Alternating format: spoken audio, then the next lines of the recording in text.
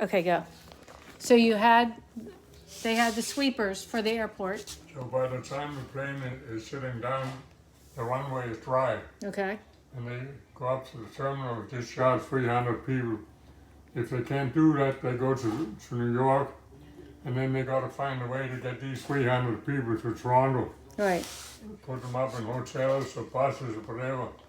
So it's costing an arm and a leg, you know. So if they can keep those runways open, that solves a lot of problems. And that machine that Seacard invented had bristles on it. It was more or less like a hairbrush, you know, tufts all the way around, and they were not strong enough to do the job.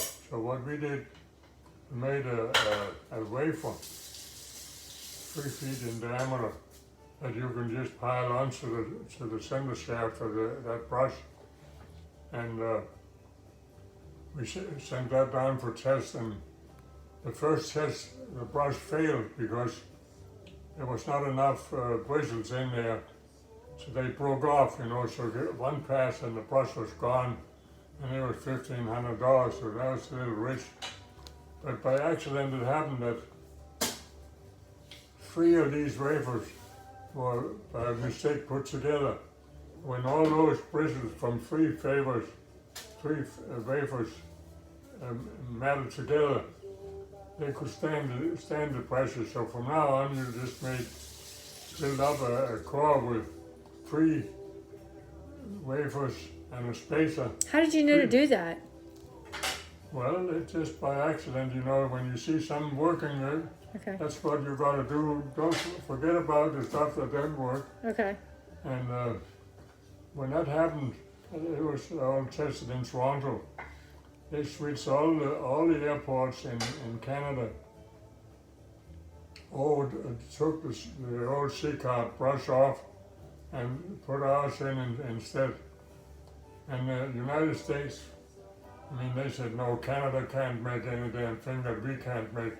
For years they stayed with their old damn system. They had to call Canada when they had problems up in Boston or something. Could you send a sweeper down? And finally they got around to it. They said, well, forget about that damn secret. And all brushes went on, all of it. And That's how it happened. the price was no problem. I mean, they So how did y'all know about the compression and all that? Between the compression with the brushes and everything. So they had the brushes. Well, it was just a basic design of making brushes. Okay. I mean, we had to increase the size, of course. So it's the brushes, just up to the that brush. point was just making Okay. brushes made up to 5 inches. And then you added more. But then we went Right. up to 30, Wow. 36 inches. Wow. But the bristle size was the problem. I remember the C-card had 20 thousandths of an inch diameter, and ours was 28. And in the C-card, in order to protect themselves, they specified everything in that machine. They say, oh, this machine has to be made on our machine number so and so, which belonged to them. So that means that when they had the patent, we couldn't make them, because they say, well, how did you make them? Well, you don't have that machine with that number to make them. I didn't care whether the product was any good or not. Mm-hmm. They just want to make sure you didn't infringe on somebody's patent. And we got around that, and eventually, I mean, it was a long fight. So how did you get around it though? What did you do to get around it? What was the legal loophole? How did you get around it?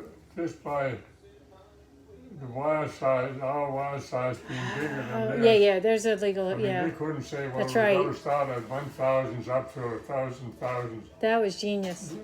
You got to pick one, and they picked theirs, and ours was better than theirs, so There you won. you get out. I mean, it's probably crooked in the long run, because But no, it still exists today, and then people up each other with the better quality of a product. There you go. The idea of theirs was a long bar with tufts with a rubber band on them to stand up straight. and then you have all these bars screwed onto a big 10-inch diameter pipe. And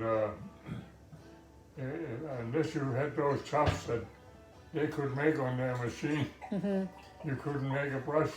We took the whole damn thing apart, cut the ends off, and made it so that you could put wafers on from the end, not have to screw anything onto it. So it kind of, to me, it sounded like it was in like a short period of time. Was it a short period of time, or did you have a year or two that y'all redesigned everything, or was it? Well, we never got into the patent problem there because, I mean, you can't patent a brush and say, well, from now on, all brushes are made like that, regardless how big they are under our patent. And that's why the basic concept of the brushes we made were well known. I mean, we'd done that for centuries, you know, for polishing metals and stuff. So I guess my question is, from the time y'all found out about the brushes and how to bake them better, how long did it take you from the beginning to the end? Did it take months, or did it take a year or a year? Well, I came to Canada in 58, and my dad had already been in the same commercial in Denmark, so he said, make sure you're going to make some of those brushes, so that if they come, you can say, well, geez, Wow. we've been making these brushes for years. That was a good answer for me, because I didn't know where you got that from. Now I know it's from your dad. Your dad actually But said. at that time, when I got there, when you think about making a brush that may be up 10 inches, and all of a sudden you got to make one that's 36 inches, that machine was a joke. Yeah. And I designed the machine that could do it, that could, I mean, when they wound, they get squeezed pretty hard so they don't come apart. And But what was the product? Was it plastic? Was it no, just it's all steel. all steel? It's like a steel So the diameter, that's why you changed the diameter. U-shaped Got it. thing, and Yeah. the braces are, you bend the bundle and hold it into that U-shape with a wire, and you wind that around and close that, and then you squeeze it. Wow. Okay. But it probably took maybe a couple of years before we really were in Fine-tuned. production. Yeah. Then after we had made those, we made 5 sets of machines and sent them to Puerto Rico. And you met George, eh? Yeah. George went down there with that, but it didn't work, and it worked out down there. So we moved all the machines up to, the hell is it called, a place just north of Boston. Buffalo, New York? Was it in New York? No, It wasn't Canada, because you were out of Canada. Was it New York? Okay. Was it Pennsylvania? Michigan? I forget, it's just a small place. Maine?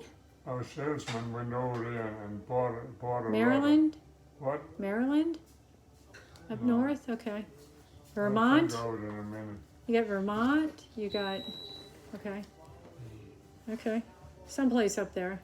Somewhere northeast, right? Under the Canadian border. But that, after a while, then I want to say Wisconsin, but I don't think he's going to go with my that. dad died, and my brother went over, took over the machine, the plant over there, and then we decided to go into the European Common Market, which was going to be in Belgium, and I don't know what kind of language they speak there, but Hugo went there and couldn't negotiate with anybody because he didn't know the language. So he went back to my dad's plant in Denmark and started working with that.